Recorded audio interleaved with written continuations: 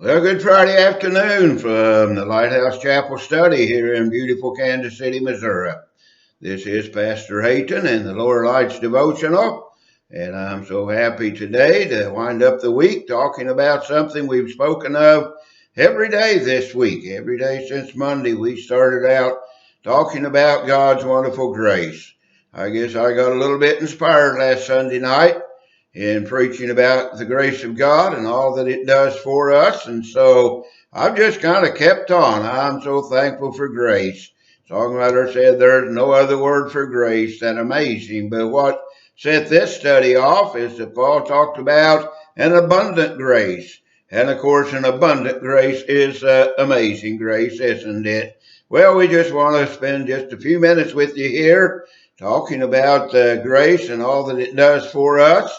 I mentioned about the saving grace, sanctifying grace, keeping grace, how it stabilizes us, helps us to be victorious. Talked about how we have grace to stay sweet when we don't get our way, when we're offended, when we feel slighted. Talked about grace that enables us to serve the Lord and do what He wants us to do.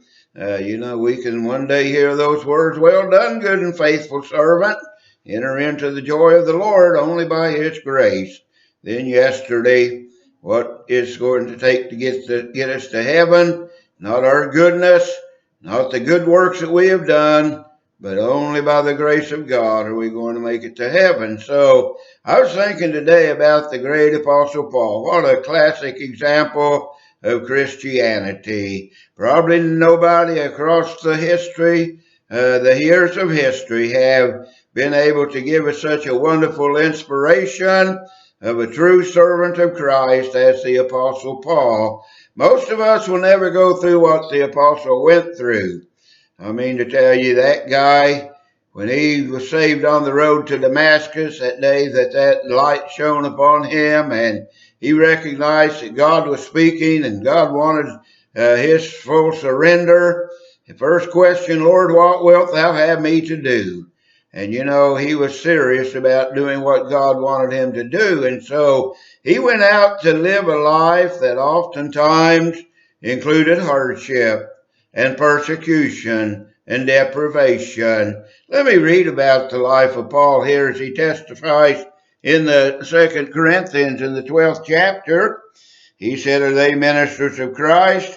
I speak as a fool. I am more in labors, more abundant, in stripes above measure, in prisons more frequent, in death oft.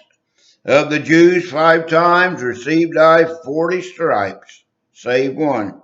Thrice was I beaten with rods, once I was stoned, thrice I suffered shipwreck, a night and a day I have been in the deep, in journeyings often, in perils of water, in perils of the sea." I've lost my place there.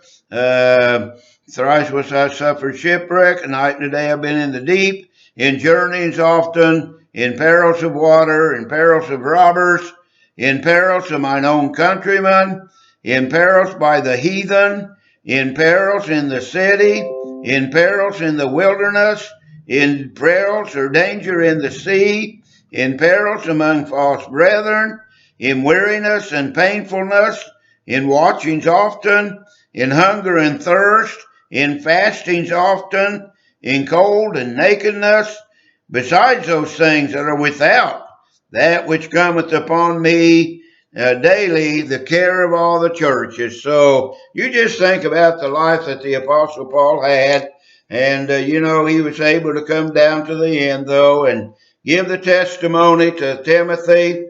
Said, "I have fought a good fight. I have finished the course. I have run the race." And how was he able to give such a testimony after all the trials, tribulation, persecution, all the hardships that he endured? It was by the grace of God. He spoke often of God's grace.